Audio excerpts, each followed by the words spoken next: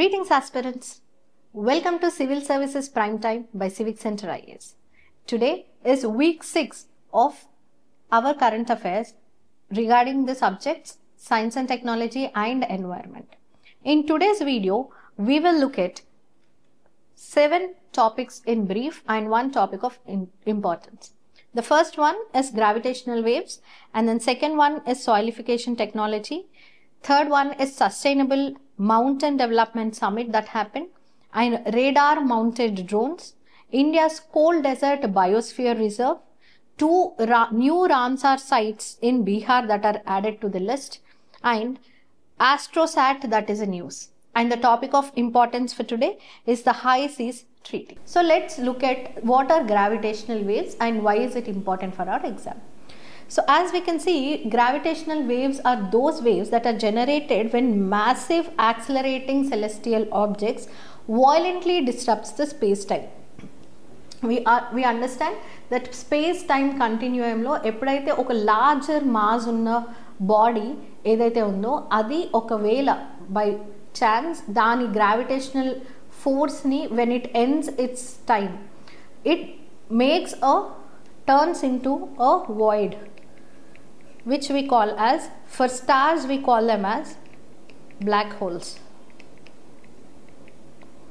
Okay, so larger the mass of the celestial body and the acceleration of it, larger the void it will make in the space-time continuum. So in such times we can see that gravitational waves are emitted from these bodies. Yes, so to detect these kind of gravitational waves, we are trying to install a detector which we call as interferometer. So వీటినే మనము land మీద అంటే earth మీద కూడా install చేస్తున్నాము. Now we are trying to install them on moon as well.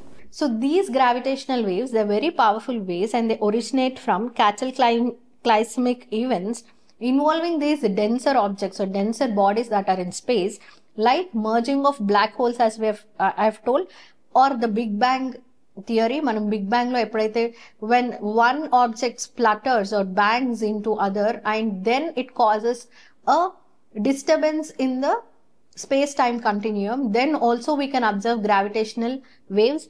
And when there is collision of neutron stars, in such times we can observe that gravitational waves are emitted from these bodies. Now these waves travel at the speed of light and they stretch and squeeze anything in their path. So we can say that any dimensions, all the dimensions that we know of, length, breadth, height, and when we are talking about space-time continuum, the Einstein's general theory of relativity says that even time can be stretched or bent. Yes, so to observe and understand how all the 4 dimensions affect, we need to understand or detect how these gravitational waves work. We need to understand that these gravitational waves that are generated, they are usually weak in nature and they interact very, very minimally with the matter that is present around it. Now, these gravitational waves, as we are seeing, we want to install a detector on the moon, which we are calling it as LILA, the Laser Interferometer Lunar Antenna. But what are the interferometers on Earth installed called as? These are called as Laser Interferometer Gravitational Observatories that we know of. So they are called as LIGO when they are installed on Earth. Now where do you find them? That might be a question for the prelims. So as we know, one LIGO is installed in the USA. In India also we have it. Again, India lo unnadi kuda, it is a part of the LIGO project of the USA itself. Yes, so ఆ LIGO project లో భాగంగానే ఇండియాలో కూడా మనకి ఒక interferometer install చేస్తున్నారు. ఎక్కడ install చేస్తున్నారు అంటే in the Hingoli district of Maharashtra.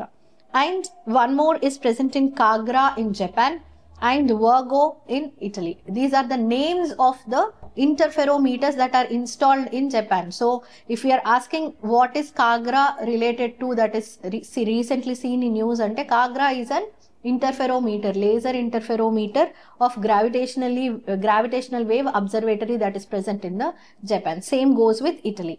Italy lo unna gravitational wave observatory ni manam Virgo antam. So this is all about the gravitational waves that we have to know regarding the subject. Moving on to our next topic, we'll move on to soilification technology. Why is this in use? Again, researchers from the Central University of Rajasthan, they successfully grew wheat on the desert land of Ajmer using this soilification technology. That is why this is important for us. Now, what is this? This is a biotechnology based method which transforms loose desert sand into soil-like medium suitable for farming. ఇది ఎట్లా చేస్తాము అంటే by using bioformulations and polymers to enhance the fertility and improve water retention. So, ఈ bioformulations can be any chemical mixture of chemical and organic substances which helps in the increasing our sand, loose sand desert particles ఏవైతే ఉన్నాయో వాటిలో water retention ని పెంచడానికి ఇవి help చేస్తాయి. And hence it will improve the fertility of the soil which will help in the growth of various crops. So it prevents, ఇదంతా ఎందుకు చేయాలనుకున్నాం, why do we want to in first place, ఎందుకని ఈ సాయిలిఫికేషన్ technology use చేసి చేద్దాము అనే థాట్లో ఎందుకున్నాం, ఈ research ఎందుకు continue చేస్తున్నామంటే we know that the Thar desert of Rajasthan is expanding slowly. అందుకని if you see the Aravalli project where we are planting trees around the Aravallis to stop the, why are we trying to plant the trees around the Aravallis? Again, to stop desertification or to stop the expansion of growing desert to Delhi NCR. So ఇది రాజస్థాన్ నుండి ఢిల్లీ వరకు ఈ dessert అనేది increase అవుతూ వస్తుంది, move అవుతూ అంటే expand అవుతూ వస్తుంది. ఎందుకని ఎక్స్పాండ్ అవుతుంది? బికాజ్ ఒకసారి ఆ ఫర్టైల్ ల్యాండ్స్ మీద ఎప్పుడైతే ఈ సాయిల్ వెళ్ళి డిపాజిట్ అవుతుందో it forms a thick layer of soil and it loses its fertility. Soil will lose its fertility and అక్కడ క్రాప్స్ గ్రో అవ్వడం కష్టమైపోతుంది. సో ఈ expansion of desert is a natural phenomena. దాన్ని ఆపడానికి అని చెప్పి we are trying to grow more vegetation in these areas so that erosion అనేది through wind or through water we can stop it. Now, it also minimizes the groundwater use which is critical in water scarce Rajasthan. So, water retention capacity ekku penchinappudu we will reduce the use of groundwater. మనకు already desert ఏరియాలో groundwater అనేది చాలా minimal గా ఉంటుంది. So what are the crops that we can grow here? Wheat and millets. This also increases the energy security of that particular area. So moving on to our next topic, the 12th Sustainable Mountain Development Summit. Now this 12th Sustainable Mountain Development Summit, this began in Doon University of Dehradun and ఇది ఈ year మనకి 12th summit అయ్యింది. దీని గురించి మనకు facts ఏవి important అంటే అసలు ఇది ఎవరు కండక్ట్ చేస్తారు? This is conducted by the Integrated Mountain Initiative and this is a flagship annual summit which addresses ecological, economical, social challenges in the Indian Himalayan region. In summit lo you can see that various different kind of issues related to the Himalayan region like economic issues enti, social issues enti, dani etla manam malli retain cheyali or aa challenges ki etlanti solutions తీసుకురావాలి అనే దాని మీద ఈ summit conduct అవుతుంది. Now this was first held in Nainital in Uttarakhand in 2011. So it started in 2011 and it promotes sustainable development in ecologically fragile Himalayan ecosystems. Then we can also see that it covers agroecology, disaster management, sustainable tourism and climate adaptation. The interesting thing here is not just all the NGOs and the policy makers, not just them, there are interesting youth voice challenges where students are allowed to give their voice to address the problems or the challenges that are happening in the fragile regions of the Himalayan ecosystems. So their ideas are also taken into account in this particular summit. So this is an interesting summit and this has happened very recently. Now moving on, radar mounted drones. Now as we can see, the border security force is developing these radar mounted drones to enhance surveillance along the India's western and eastern borders. So మనకి ఇప్పుడు ఆర్మీలో or border security force radar mounted drones తీసుకుంటుంది అని అన్నప్పుడు what becomes important is what are these drones. So aspirants ఇక్కడ ఒక చిన్న will clear a small confusion. The first thing that we have to know is unmanned aerial vehicles అంటే UAVs అయినా drones అయినా same thing or ఇంటర్చేంజబుల్లీ వాడుతూ ఉంటాం మనం. కానీ అసలు వాటి రెండింటికి ఏమైనా డిఫరెన్స్ ఉందా అనేది తెలుసుకుందాం. అన్మాన్డ్ ఏరియల్ వెహికల్స్ అనేది బ్రాడర్ టర్మ్. దీంట్లో ఇప్పుడు ఈ అన్మాన్డ్ ఏరియల్ వెహికల్స్ని ఆటోమేటెడ్ అంటే ఆటోమేటిక్గా వాటికి ఏవైతే ఆ ఫంక్షన్ చేయాలో అదంతా దాంట్లో ఫీడ్ చేసి ఉండి వితౌట్ ఎనీ మాన్యువల్ సపోర్ట్ దానంతల ఫంక్షన్స్ అది దానంతలు అదే చేసుకోగలిగినప్పుడు వాటిని డ్రోన్స్ అంటాం. అదే వాటిలో మాన్యువల్గా మనము ఇంటరాక్ట్ అయ్యారు, మాన్యువల్గా వాటిలో మనము రిమోట్ కంట్రోల్ ద్వారా అది ఎక్కడ మూవ్ అవ్వాలి, ఏది క్యాప్చర్ చేయాలి, ఎక్కడ పిక్చర్ క్లిక్ చేయాలి అని మనం మాన్యువల్గా చేస్తే మనం వాటిని piloted vehicles or remotely piloted vehicles అని అంటాం. So this is the major difference between UAVs and drones. ఆటోమేటిక్గా ఫంక్షన్ అయ్యే UAVsని మనం డ్రోన్స్ అంటాం. So this is one thing that I wanted to clear. Then radar mounted drones are unmanned aerial vehicles equipped with compact radars capable of monitoring the border areas remotely crossing without international borders. So radars, as we know, they use radio waves for the communication.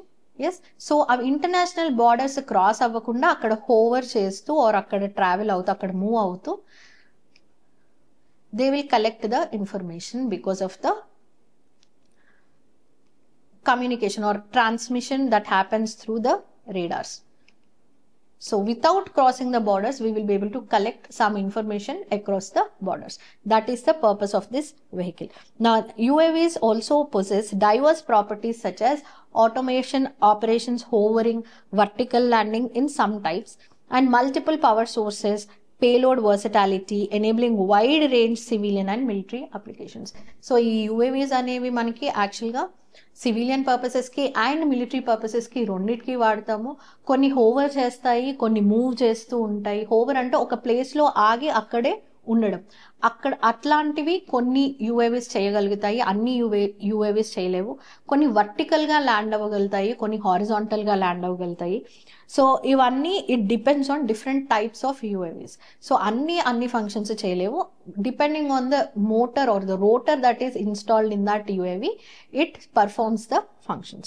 So as I mentioned, not all UAVs can perform vertical landings. The capability is specific to certain types such as rotary wing drones.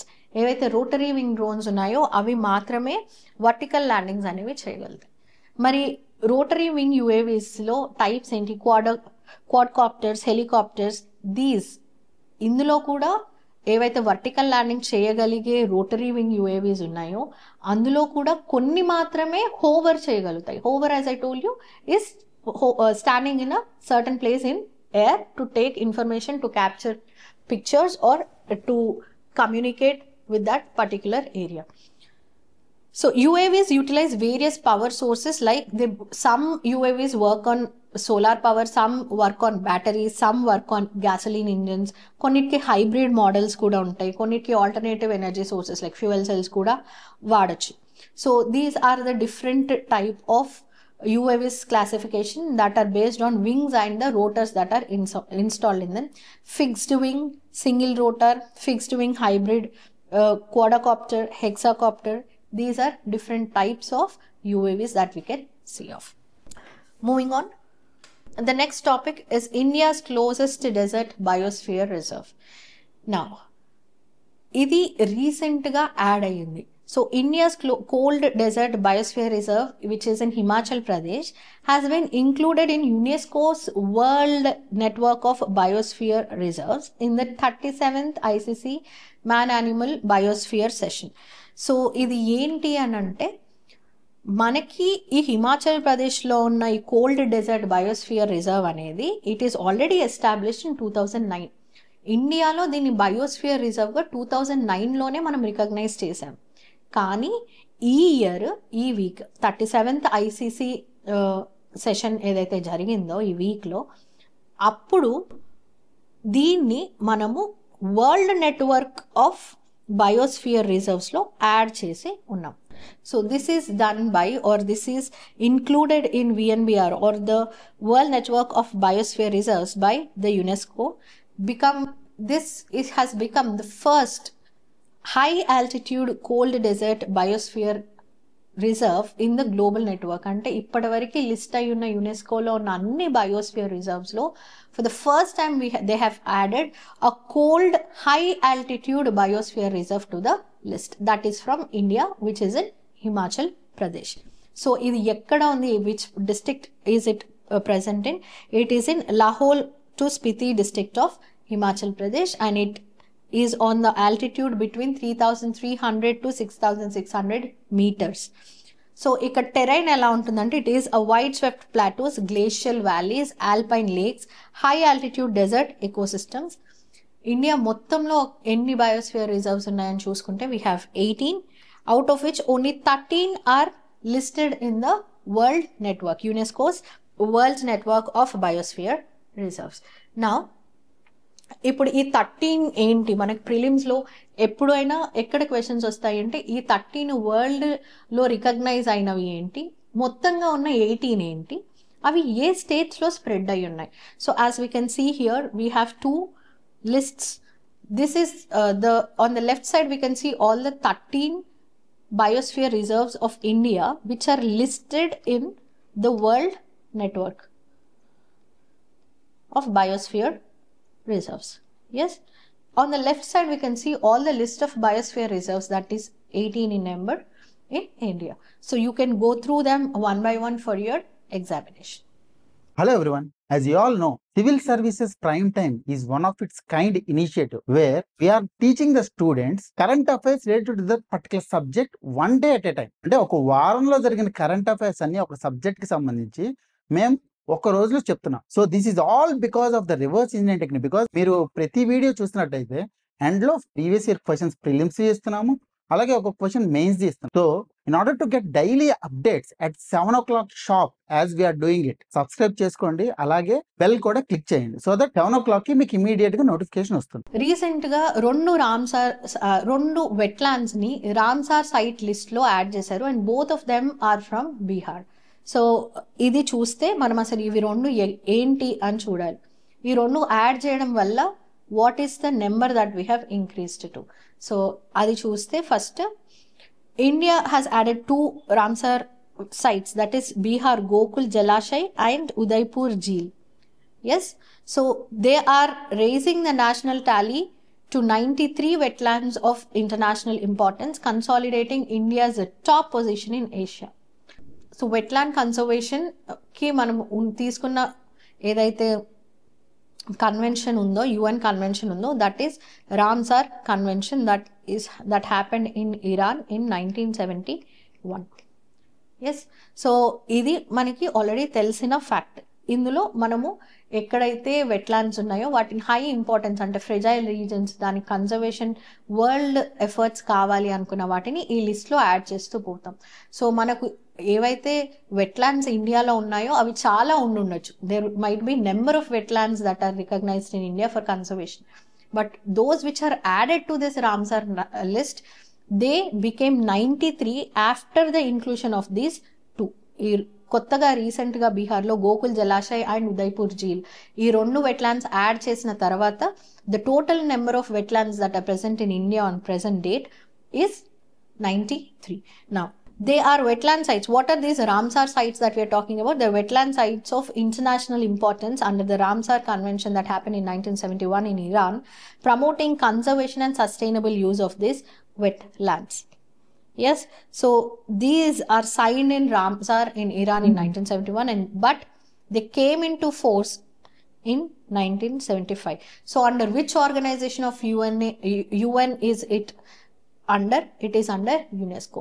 Just now we have seen the biosphere reserves are also under UNESCO, and the Ramsar Site Convention is also under UNESCO. So if tomorrow there is a question in prelims asking whether the program is under UNESCO or United Nations Environment Program or UNFCCC, you should not get confused. That should be very clear to us. Then protecting wetlands as critical ecosystems for biodiversity, water security, flood control and livelihoods. This is the main objective of the convention. Now Bihar has 5 Ramsar wetlands. When ఇప్పుడు కొత్తగా add చేసిన నెంబర్ని బట్టి we have కంప్లీట్గా టోటల్గా బీహార్లో 5 Ramsar wetlands add అయ్యి ఉన్నాయి. అసలు ఈ వెట్లాండ్స్ని ఎట్లా డిఫైన్ చేస్తాం? సో ఇప్పుడు మనము వెట్లాండ్స్కి రామ్సార్ సైట్స్ తీసుకుంటున్నాం కాబట్టి రామ్సార్ కన్వెన్షన్లో వెట్లాండ్స్ని ఎట్లా డిఫైన్ చేస్తున్నారు అనేది if we remember it will be much more useful for us in mains examination also. So these wetlands can be or those areas of marsh, fen, peatland or water, whether natural or artificial, permanent or temporary, with water that is static or flowing, fresh or brackish or salt, including areas of marine water, the depth of which at low tides does not exceed 6 meters. So manaki telusu high tide and low tide untai every area lo. So లో టైడ్లో 6 meters కంటే ఎక్కువ depth లేని వాటర్స్ని మనం consider చేస్తాం as wetlands. అక్కడ అది river లాగా flow అవుతూ ఉండొచ్చు, లేక్ లాగా కాన్స్టెంట్గా ఉండొచ్చు, అది బ్రాకిష్ వాటర్ అయి ఉండొచ్చు, ఫ్రెష్ వాటర్ లేక్ అయి ఉండొచ్చు, వర్షాలు పడినప్పుడు మాత్రమే ఫిల్ అయ్యే లేక్స్ అయి ఉండొచ్చు, అంటే టెంపరీ నేచర్ అయి ఉండొచ్చు, ఆర్ కంప్లీట్గా ఇయర్ లాంగ్ అక్కడ వాటర్ ఉండొచ్చు అలాంటి లేక్స్, లైక్ ఉస్మాన్ సాగర్ అలాంటి. అంటే అది రామ్సార్ వెట్లాండ్ కాదు మళ్ళీ, బట్ అట్లాంటి లేక్స్ని కూడా if you add it for protection under Ramsar it becomes. So ఏదైనా వెట్లాండ్ అని ఎట్లా డిఫైన్ చేస్తాము అంటే they can be marshes, they can be fen, they can be peatlands, they can be anything whose low tide depth will be up to 6 meters. They can be temporary, they can be permanent, and they can be flowing, they can be fresh water, they can be brackish water. Brackish water again, it depends on the salinity of the water. They are not as fresh water, they are not as saline as the marine waters. So that is it about the wetlands and the Ramsar sites today. Moving on, the next topic of discussion for today is ASTROSAT. Now, ASTROSAT is India's first multi-wavelength space observatory which has completed 10 years in the orbit. So on 28th September, as we can see, it was launched long ago on 28th September 2015, and the launch vehicle that carried this multi-wavelength space observatory was PSLV C30 with XL configuration. That means it has extra booster straps. Then the launch site is Satish Dhawan Space Center from Sriharikota. Now, what is the main function of this ASTROSAT? That becomes important. With this satellite, or where we wanted to have a space observatory which will enable simultaneous multi-band observations of celestial phenomena. Celestial bodies yokka phenomena ఏంటి? ఇప్పుడు ఏదైనా celestial body according to their energy they will emit certain kind of radiations. ఆ radiations wavelength ని మనం study చేస్తే we will understand what kind of materials or what kind of minerals are found or chemical substances are found on that particular body. So that is what we call as spectrometry. Now, the other function of it is to provide Indian astronomers with space-based capabilities, reducing dependence on the foreign observatories. So foreign observatories మీద depend అవ్వకుండా astronomers కి కావాల్సిన డేటాని అందించడానికి కూడా this ASTROSAT is enabled, and it contributes to global astronomy research through open access to scientists worldwide. We are giving the information that is collected from this satellite and free and open access to all the scientists across the world, so they can also understand అక్కడ నుండి వచ్చే డేటాని తీసుకొని they can study for free, and everyone on the earth or all the scientists can study, and it helps the global astronomical research also. So what are the contributions? ఇప్పటివరకు ఈ 10 yearsలో ఈ ASTROSAT ఎట్లాంటి contributions ఏమేం findings కనుక్కున్నాం? The first thing that it has done is it solved the puzzle about the red giant star's unusual brightness. అది అంటే అంత బ్రైట్గా ఎందుకుంది ఆ రెడ్ స్టార్, దాని నుండి వచ్చే వేవ్ లెన్స్ స్టడీ చేయడం వల్ల we understood how this brightness has come to that star. Then so it also detected UV photons from the galaxies that are as far as 9 billion light years away, and it showed extended emissions from the Butterfly Nebula.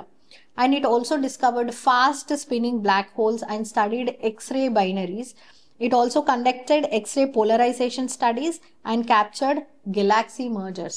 So ఈ galaxy mergers లో ఉన్న వీటిని capture చేసింది. And x-ray polarization, fast spinning black holes వాటి ఎట్లా జరుగుతున్నాయి, అక్కడ నుండి ఎమిట్ అయ్యే డిఫరెంట్ కైండ్ ఆఫ్ రేడియేషన్స్ ఏంటి, ఎక్స్రే బైనరీస్ ఏంటి, ఇవన్నీ స్టడీ చేయడానికి ఈ ఆస్ట్రోసాట్ అనే శాటిలైట్ నుండి మనకు వచ్చిన data has helped in so much. So moving on to our topic of importance for today is the high seas treaty. ఇది ఎందుకు న్యూస్లో ఉంది అంటే high seas treaty this will be enacted in India. ఒక law enact చేసి we are ratifying the treaty. So as I told you in my early videos also that whenever a treaty is signed, it is ratified only when మనం country ఇప్పుడు అక్కడ ఏదైనా treaty sign చేసినప్పుడు we are just signing the treaty. Only when we come back to our country and make a law based on the treaty enabling the functioning of that measures that we want to take according to the treaty, only that making a law in our country and passing the law means ratifying that particular international commitment that we have given. So India wants to ratify this high seas treaty. So asalu ee treaty ekkadi nundi vachindi, dan background enti ani chuddam first.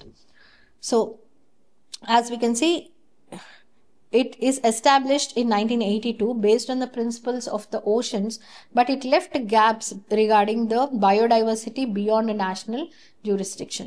So 1982 లో UNICLOS కింద మనం ఏదైతే based on UNICLOS మనం కొన్ని principles చేసుకున్నామో, ఏంటి international waters ఏంటి, ఎంత దూరం నుండి మన బార్డర్స్ వరకు ఇంటర్నేషనల్ వాటర్స్, అంటే నేషనల్ వాటర్స్ ఏంటి, ఇంటర్నేషనల్ వాటర్స్ ఏంటి, డిస్టెన్స్ ఎంత ఉండాలి, ఇదంతా మనము ఒక అగ్రిమెంట్కి వచ్చాం. కానీ ఆ బియాండ్ నేషనల్ జ్యూరిస్డిక్షన్, మన జ్యూరిస్డిక్షన్లో మన కంట్రీ జ్యూరిస్డిక్షన్ దాటిన తర్వాత ఉండే ఇంటర్నేషనల్ వాటర్స్లో ఎవరి జ్యూరిస్డిక్షన్ ఉంటుంది, అక్కడ ఎంత కావాలంటే అంత మైనింగ్ చేసుకోవచ్చా, ఎట్లాంటి కైండ్ ఆఫ్ ట్రీట్మెంట్స్ అయినా చేసుకోవచ్చా, మన న్యూక్లియర్ వేస్ట్ని అక్కడ వదిలేయచ్చా. సో అక్కడ ఉండేదాన్ని, ఆ ఇంటర్నేషనల్ వాటర్లో ఉండేదాన్ని ఎట్లా వాడాలి, ఎవరు వాడాలి, ఎవరైనా వాడచ్చా అనే దాని మీద కొన్ని గ్యాప్స్ ఉన్నాయి. సో ఆ గ్యాప్స్ని ఫుల్ఫిల్ చేయడానికి we have come after 2 decades in 2004. Countries చాలా కన్జర్వేషన్ ఎఫర్ట్స్ తీసుకురావడము, దాని మీద డిబేట్స్ చేయడము, and at end of the time 2023కి వచ్చేసరికి we have come to a consensus saying that the UN member states, they said that we will want to come up with a new treaty which is commonly known as the High Seas Treaty. Now ఈ 2023లో ఒక కన్క్లూషన్కి వచ్చి ఇలాంటి ఆబ్జెక్టివ్స్తోని are ఫంక్షన్స్తోని మనం ముందుకెళ్ళాలి అని అనుకున్నప్పుడు, నేను చెప్పినట్టు రాటిఫికేషన్ ఎప్పుడైతే ఆ మినిమం నెంబర్ ఆఫ్ మెంబర్స్ ఎవరైతే సైన్ చేశారో వాళ్ళు రాటిఫై చేస్తేనే that treaty will come in to force or any of that international agreement will come in to force. So అది ఫోర్స్లోకి రావాలి అంటే మినిమం 60 members సైన్ చేయాలి. సో ఈ హై సీస్ ట్రీటీ 2023లో వాళ్ళందరూ అగ్రీ చేసినప్పటికీ 60 countries వాటిని రాటిఫై చేయడానికి మనకి 2025 వరకు వెయిట్ చేయాల్సి వచ్చింది. సో 2023 నుండి 2025 వరకు పీపుల్ అంటే countries they started to slowly ratify it and it becomes binding international law from January 2026. సో దాని రాటిఫికేషన్ 2025లో అయింది కాబట్టి it will be a legally binding international law from January 2026. So as we can understand from this, it is a legally binding treaty. So దీని నుండి మనం next we will move on to what are the objectives. ఇప్పుడు మనం ఎట్లా వచ్చింది treaty అని చూసాం కాబట్టి దీని ఆబ్జెక్టివ్స్ ఏంటి. The High Seas Treaty is also known as the Biodiversity Beyond National Jurisdiction Treaty. కామన్గా దీన్ని హై సీస్ ట్రీటీ అంటాం, but if you see it in exam as biodiversity beyond national jurisdiction, that is also the high seas treaty that we have discussed. It deals with the activities in international waters to curb pollution and excessive resource extraction while promoting efforts for sustainable use of biodiversity and other marine resources.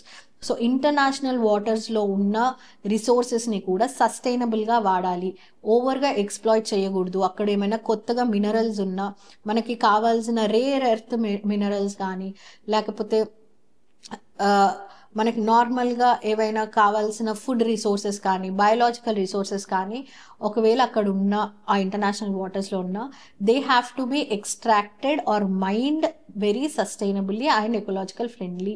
అక్కడున్న స్పీషీస్కి కానీ అక్కడున్న బయోడైవర్సిటీకి కానీ effect అవ్వకుండా sustainable వేలో మాత్రమే మనం మన కైండ్ ఆఫ్ ఎక్స్ప్లోరేషన్స్ లేకపోతే ఎక్స్ట్రాక్షన్స్ అనేవి జరుపుకోవాలి. This is the main aim of this treaty. These high seas are regions beyond the territorial waters and exclusive economic zones of a nation. So ఈ exclusive economic zones, territorial waters ఇవన్నీ దాటేసిన తర్వాత ఉండే international వాటర్స్లో ఈ jurisdiction or the high seas treaty అనేది applicable అవుతుంది. Then it regulates certain extracting activities like seabed mining.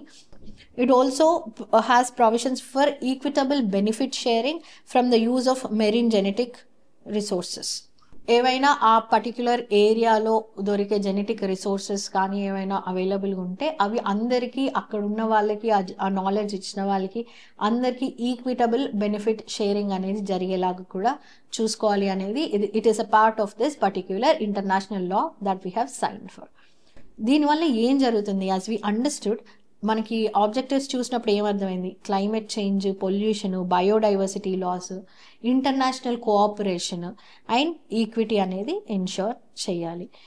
So ఎవరికైనా ఒక్కరికి ఆ ఇంటర్నేషనల్ వాటర్స్లో ఏదైతే దొరుకుతుందో అది అందరికీ ఈక్వల్గా దాని మీద హక్కు ఉంటుంది. సో దాన్ని ఆ ఈక్విటీని మనం ఎన్ష్యూర్ చేయడానికి ఈ లాని తీసుకొని వచ్చాం. సో ఇది ఇండియన్ కాంటెక్స్లో ఎందుకు ఇంపార్టెంట్ అంటే ఇప్పటివరకు మనం సైన్ చేసాము కానీ రాటిఫై చేయలేదు. నౌ ఇది ఇవాళ న్యూస్లో ఉన్నది కూడా ఎందుకు ఈ వీక్లో? Because India is making a law to ratify it. So we have started on making the law. So very soon we will see that we will make a law on the use of our sustainable use of the marine products or extraction of minerals in international waters.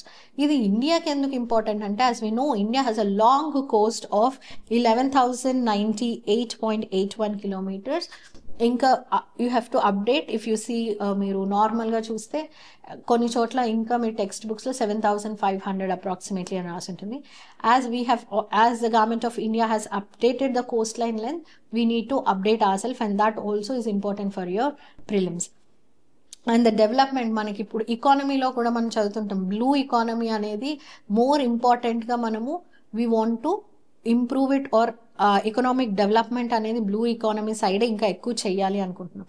So when we're going for economical development or blue economy, as we have the highest or longest coastline compared to other countries, that means there will be environmental issues related to it.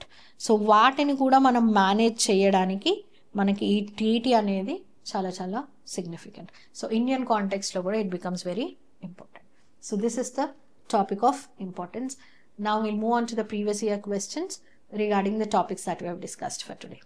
So as we can see, the first question here is with reference to the unmanned aerial vehicles, consider the following statements. All types of UAVs can do vertical landing, as we have just discussed. Not all types, only that are specifically rotor winged, only they will be able to do it. So this statement is wrong.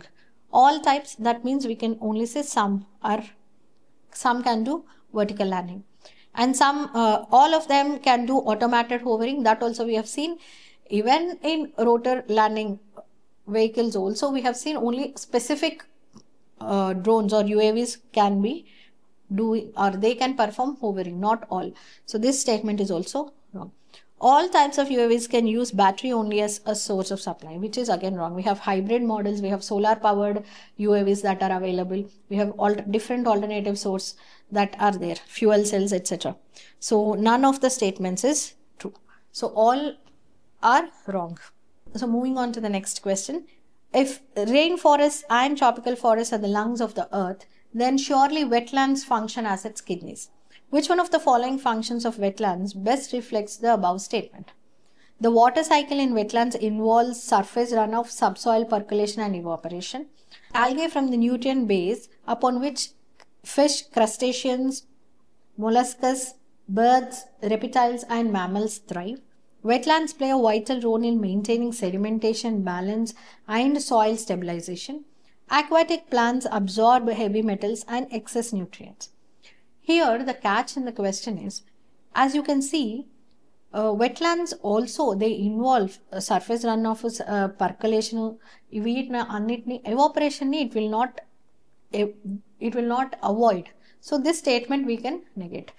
So algae from this nutrient base, ante wetlands lo unde algae, it helps these mammals thrive to some extent. Yes, not all the mammals, reptiles, but if they are thriving in that, the algae that is present will help them thrive. That is a correct statement. But is it why the wetlands are called as kidneys? What is the function of kidney? To remove toxins in the body. So the same way, we can see that wetlands play a main role in maintaining sedimentation, balance and soil stabilization. So pH balance మన బాడీలో చేస్తుందా? కాదు. Kidneys ఏం చేస్తాయి? Removing the toxins. So aquatic plants absorb heavy metals and excess nutrients, and hence it purifies the ecosystem by removing toxins. So this is why wetlands are called as kidneys, not because they are helping in sedimentation gaani, they are helping in the thriving of different biodiversity gaani, ivanni functions ainappatiki kuda they are not called kidneys because of that reason, but for the reason that they absorb heavy metals, especially the sea grass that is grown in these lakes or the wetlands. Yes, moving on. The most important strategy for the conservation of biodiversity together with traditional human life is establishment of, see, we have seen from, if you have attended the classes, you would have understood that man-animal program అనేది ఎప్పుడైతే UNESCO చేసిందో, man-animal biosphere program, this has been brought so that humans అనేది they are part of the ecosystem, and those tribes which live in sync or in they live in synchrony with the nature, అలాంటి ట్రైబ్స్ని మనము eliminate చేసినప్పుడు, వాళ్ళని తీసేసి wild life national park programmes ఇవన్నీ తెచ్చినప్పుడు, we have seen that these tribal people they are unable to mingle with the normal activities or the economic activities that are happening. So they started to poach or illegally hunt the animals.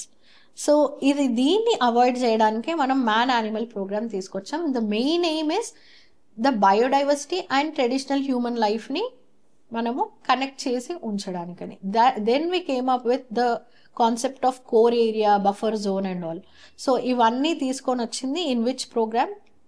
In making of biosphere reserves. Now moving on to our next question. With reference to ASTROSAT, the astronomical observatory launched in India, which of the following statements either are correct? Other than USA and Russia, India is the only country to have launched a similar observatory into the space, which is wrong. ASTROSAT is a 2000 kg satellite placed in the orbit at 1650 kilometers above the surface of the Earth. As we have seen, that is also wrong. So both the facts are wrong. Moving on to our next question. What is the purpose of the Evolved Laser Interferometer Space Antenna ELISA project? As we have discussed, anything that talks about interferometer, it is to detect the gravitational force wherever it is placed, whether it is placed on the surface of the Earth or on various other planets or satellites like Moon. So it is to detect the gravitational waves. Now let us discuss the mains question that we have. So this question, it is about comment on the National Wetland Conservation Program initiated by the Government of India, and name a few India's wetlands of international importance, including the Ramsar sites. So in such type of questions, when they're asked, you can see they are direct keyword questions where they're asking you to comment on particular program that is initiated for the conservation of wetlands by India, and here we can see that they are asking us to name a few Ramsar wetlands. So itlantappudu meer introduction lo we know the concept or the key concept that we are talking about is wetlands. So wetlands indaka manam chusnattu the definition that I've given for Ramsar wetlands. So the Ramsar Convention has defined wetlands as, that could be your definition or the introduction for the question like this, and you can mention the significance of the wetlands. If you do not accurately remember the definition, you can write it in your own terms and simply write what is the significance. Like they remove the heavy metals, or they are helping in the erosion, or they are helping in preventing urban floods. Yes. So such kind of significance you can mention in the introduction. And moving on to the body, you start to discuss what are the objectives of this program. National wetland conservation programme యొక్క objectives ఏంటి, దాంట్లో ఉన్న challenges ఏంటి, ఆ ఛాలెంజెస్ని ఎట్లా overcome చేయొచ్చు, what are the ways or what is the way forward to it, that we can write there. And in conclusion, you and also do not forget to add the examples of the Ramsar wetlands, as it is the second part of the question. So రెండు parts ni equal గా మనం రాయాలి. So అక్కడ only mention చేయకుండా ఆ Ramsar wetland ఎక్కడుంది, which state it is located in, if possible write about any simple fact about it, whether it is a salt water lake, or is it a fresh water lake, or is it a brackish water lake, అది అసలు lake అవునా కాదా, so is it a marsh or is it a fen, is it temporary, ఇట్లాంటివి ఏవైనా దానికి మీకు దాని గురించి ఏదైనా తెలిస్తే ఒక సింగిల్ పాయింట్ రాస్తే then you will be able to balance the body equally. Then in conclusion, just highlight the importance of wetlands in various of its functions, etla aithe unnayo, and you can also talk about how they are related to the sustainable development goals, that is life below water. Yes, that is sustainable development 13 and climate change goals. So ee SDGs ki kuda meer relate chesi you can conclude your answer. So aspirants, if you would like to attempt this question and want our feedback over your answers, you can send your answers to response@civiccenter.in, so that we will be able to look at your answers and give you the feedback required. Thank you very much. Civic Center IAS is offering Telangana Group 1 Prelims cum Mains classes, as well as Andhra Pradesh Group 1 Prelims cum Mains classes in English medium for a period of 8 to 10 months. This also covers the complete NCERT textbooks and statewide textbooks. So what are you waiting for? Learn through reverse engineering technique today. Admissions are in progress. Join now. Visit our website. Thank you.